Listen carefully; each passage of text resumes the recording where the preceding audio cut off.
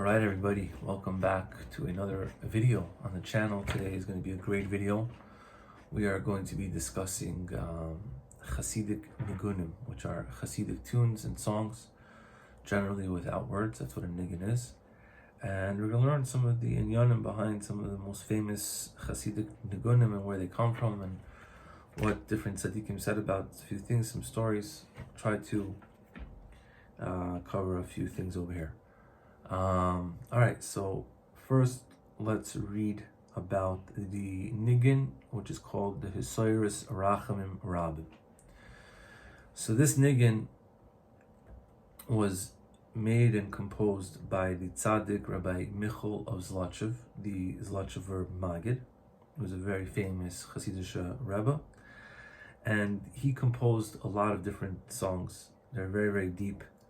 Some of them are pretty complex actually, and a lot of his songs had this segula in them. They were able to awaken people's hearts to Hashem and everything like that, right? And the Baal Shem Tov, who was his Rebbe, said about his he said about him in general that Rabbi Michel, he always goes into the Heichal Hashir in Shemaim. He goes in somehow, he gets there to the chamber of song in the heavens, and he picks and chooses from there different songs that are full of hisoyrus and yearning for Hashem. So we know that his Niggunim come from a very, very holy place in Shemayim. So there's a song that he wrote, a Niggun that he wrote called Rachמים Rabim, which literally means like awaken to the great mercy, kind of. And this song, I'm going to leave a link for it in the description of the video. The Chassidim were known to sing this song at a time of hisoyrus. Kimoi b'shas chuppah. I think my friend one time walked down to this song by a wedding when they're standing under the chuppah. They sing this song, or by the third meal on Shabbos when it's like an eis ratzon and people are sitting around. The Chassidim are sitting around. And what's it called? And this song was very, very famous among all the different Chassidic groups. It wasn't just for him and his Chassidim. Everybody was very into this song.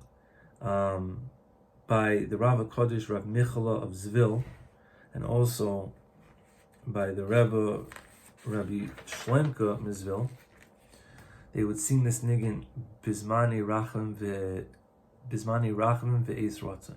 Singing at great times of mercy and merciful times and different times like that. Let's see. They would sing according to Rabbi Elio Roth, who was the Meshamish in the house of Rav Shlemka Mizvil. They would sing this song for tshuva. They would sing this song to be able to do tshuva. And he said that this song gives a person a lot of koyach to do tshuva. And the Rebbe Rayatz of Lubavitch said, he says that we have a tradition in our hands that this song, that this Niggun, the Baal Shem Tov called this song the Rachמים Rabim. And my father, the Rebbe Marash, heard from his father, the Baal Tzemach Tzedek, who heard from the Baal Tanya, who got this tradition from the Maggid Mezrich, that they were present, that he was present before the Baal Shem Tov passed away. It says over here that before the Baal Shem Tov passed away, he said that they should sing this song, the song of Hisoyrus Rachim Rabim, that the tzaddik Rabbi Michel of Zlotchover made.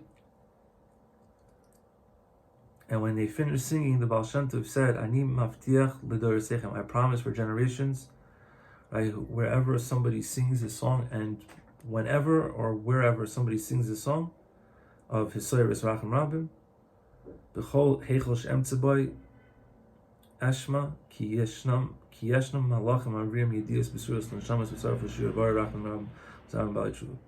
so that the Malachim will bring me the updates that people are singing the song, and I'll be able to be Poil Rachamim on these people who are singing the song. So this song, this Hasidic Racham Rabim, is big things. So maybe I will link it and watch the video. It's a hard niggun to learn, but good. Let's see another one. The tzaddik, the tzemach tzedek, I think of Lubavitch. One of his Chassidim came, who lived in a village, and he said that nobody passes through his village, and he wants to be able to, give pidyon to the Rebbe and send messages to the Rebbe, but nobody passes through. And I live far away from the Rebbe. Now he came to the Rebbe to speak to him, but in general he lives far away. So he was very sad.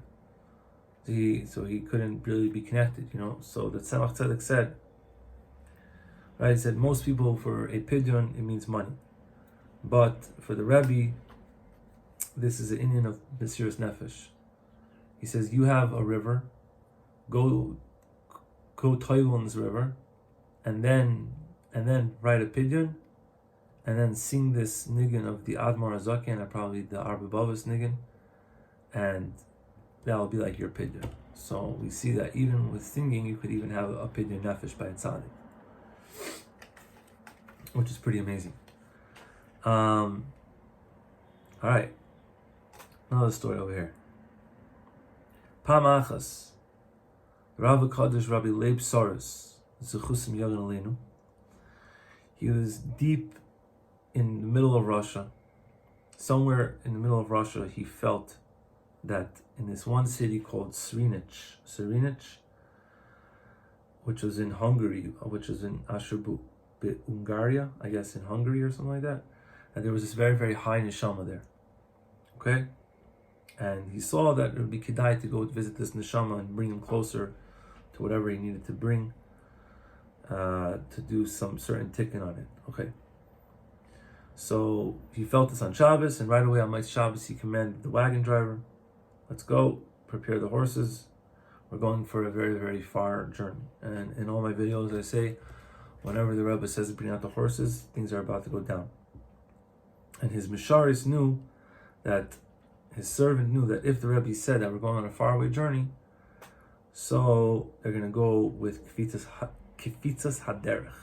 Kfitzas Haderech is when Tzaddik says a certain name of Hashem, doing like that, and he's able to travel from place to place in a very, very short amount of time. Like he can travel from one side of Russia to the other side of Russia in like a minute, which is pretty crazy stuff. But they knew how to do it. And that's what he did. They were sitting on the wagon, and the Sharis was driving the horses until they came outside the city, and then the Rav Kaddish, Rabbi Leib Soros, took the reins or whatever was in his hand, and the Misharis fell asleep, and until they came right away, like in a few minutes, to where they needed to go, right? Until he woke up the Misharis, he woke up the Balagala. The Misharis was the Balagala, also he was the driver, and then he gave him back control of the horses, and it was like nothing. So that's what he did. Like usually they made everyone fall asleep so that they wouldn't see what would happen, because they weren't on the level, whatever it was. So they came a few minutes later to the city of Srinic, and they davened. And after davening, the Rav Kodesh went out to walk around in the forest a little bit outside the city. And he saw there a little boy of 8 years old. He was in ripped clothing, he was half naked. He was a Roya Eder Shel Avazim. Avazim, isn't Avazim like geese or something? Goose? Or like ducks? Not like goats or anything like that. Whatever, he was some sort of shepherd of something. Do you even shepherd like geese? I don't even know. That's a big trip, man. I don't know these things. But anyway, he was some sort of shepherd. And this kid, who was dressed in half torn clothing, half naked, and leading around some animals, this was the very high neshama that the Rebbe felt.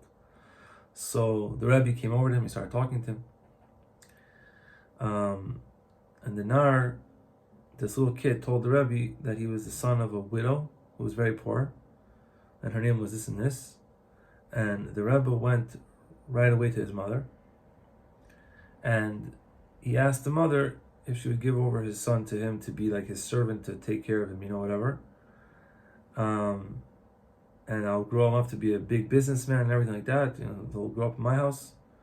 And he also gave her a nice amount of money. And she said, okay, fine. So that's how things were back in the day. Somebody did that to you today. You'd be like, what? Back then it was a different world. And he took the child, and they went back again with Kfitzas Hadarach to Nickelsburg, to the Rebbe, Rabbi Shmelka. And when they came, he said to the Rebbe, Rabbi Shmelka, I brought to you a very high neshama from the Heichel of Shira of Zimra, who comes from the Heichel, who comes from the chamber of song and song.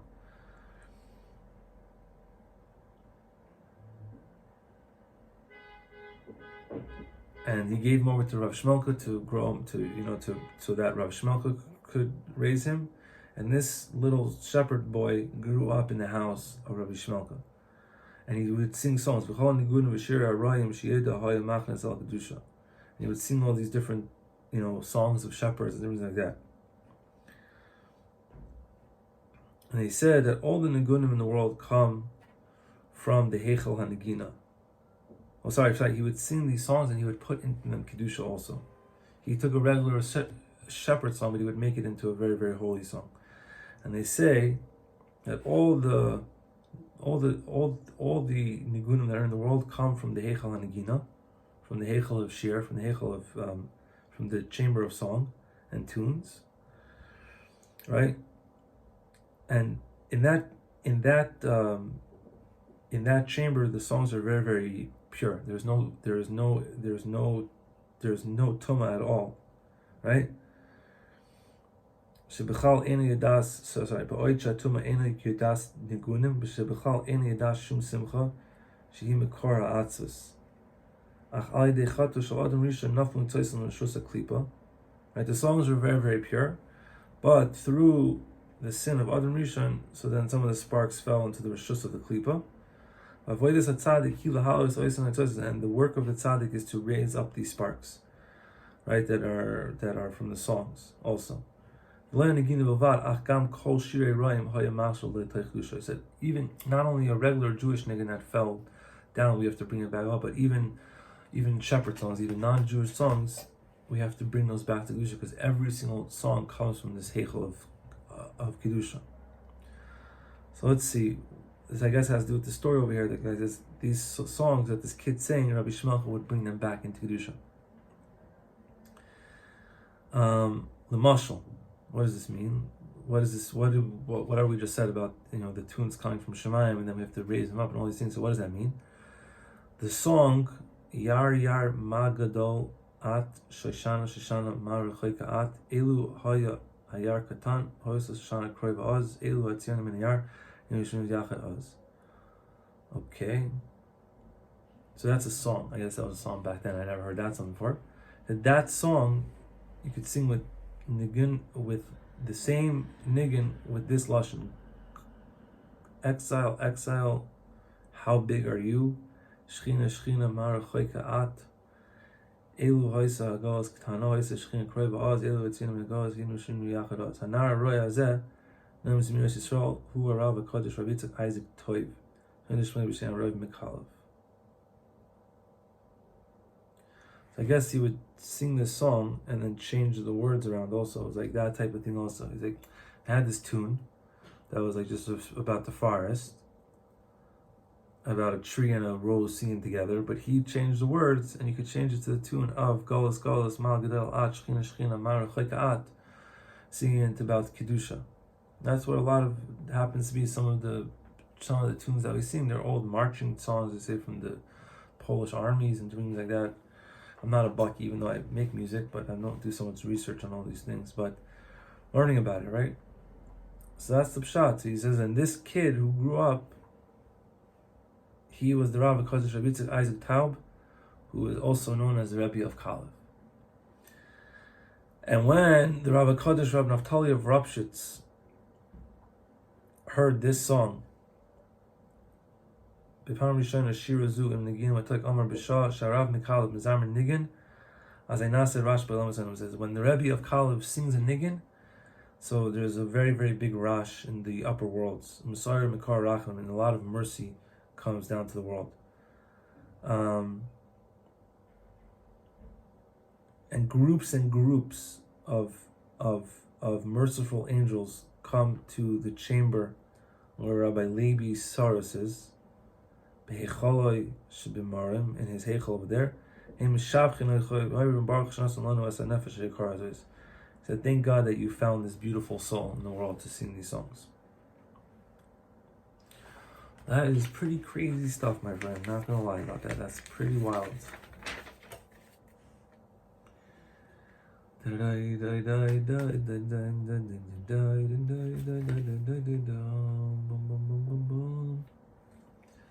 Alright, let's see what he says over here.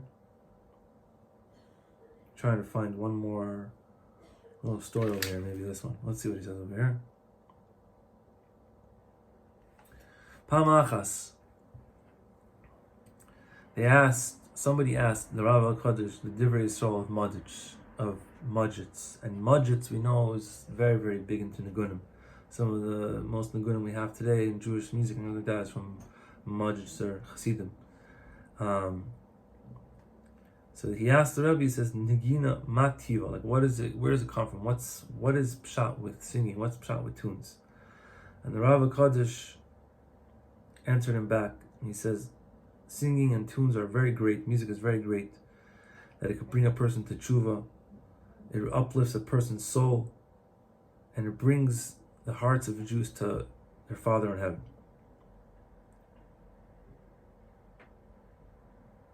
He says, so you're saying, so this person who asked the Rebbe the question now said to the Rebbe, he said, so you're saying that what Sifrei Musar and Sifrei Chassidus and Sifrei Rexhamim can't do, a Niggun can? I'm saying, why do we need this? Why do we need to sing? And the Rebbe said, I will give you I will explain to you what's the pshat. Right, he said there was a kid, a villager, Baal Rechayim, he worked in a mill or whatever. He came to this city.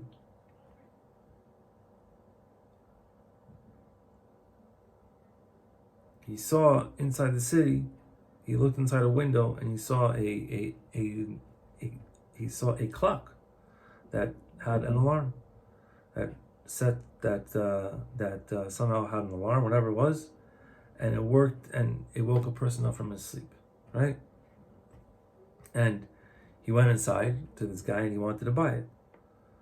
Nice and Hashan Shalom, he gave this watchmaker, he said hello and he asked him, right? And he asked him, where are you from? What are you doing over here? And he says, I'm from a village. I'm a windmill guy, whatever, Baal Rechayim, a flour mill, whatever it is. I think that's what it is, right? And this watchmaker, I guess he was a watchmaker. That's what it says, Shan, right? He heard and he started laughing at him. He says, Lama lecha Shan make it. Kama gagalim galve gaglim vayfim mistoivim bitchinasim mishim kol rash gadol. He says, why do you need an alarm clock? You already have all these things moving around in your flour mill, whatever it is. It makes so much noise you probably can't even sleep, right? He says if that's not going to wake you up, then this little watch isn't going to wake you up either. So this villager said, you don't understand the teva of a person. Teva shel olam shechol davar sh'adam ragel boy u'motzei etzloi ein hu margish es mitziyasi. He says that something that a person is used to, he doesn't really feel it anymore. Something that's like that is ragel by him, so he doesn't feel it so much anymore around him. Afani ken kol yom v'chol layla motzei ani etzel hagalgalim v'gedolim v'kolim hachazak. I said every day I'm in this mill. I'm so used to the sounds anymore. right? I'm so used to the sounds, right? I don't even feel them anymore, and they don't have any koyach to wake me up, right? So if a person who was never there went to sleep there and then he heard the mill, he would wake up in a second. But this guy works there every day, so he doesn't ever really, it doesn't bother him anymore, right? But this little alarm sound, this little watch, this is a new sound for me. Right?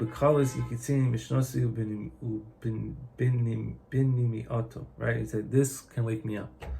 So now the Rebbe said to this Chassid, he says, also, the same thing is true with music and tunes and everything. That Sifrei Musar, Sifrei Reim, Bnei Adam, everybody's used to them already, right? How are they gonna make a rosham on a person? They make a rosham for a certain amount of time, but then it wears off.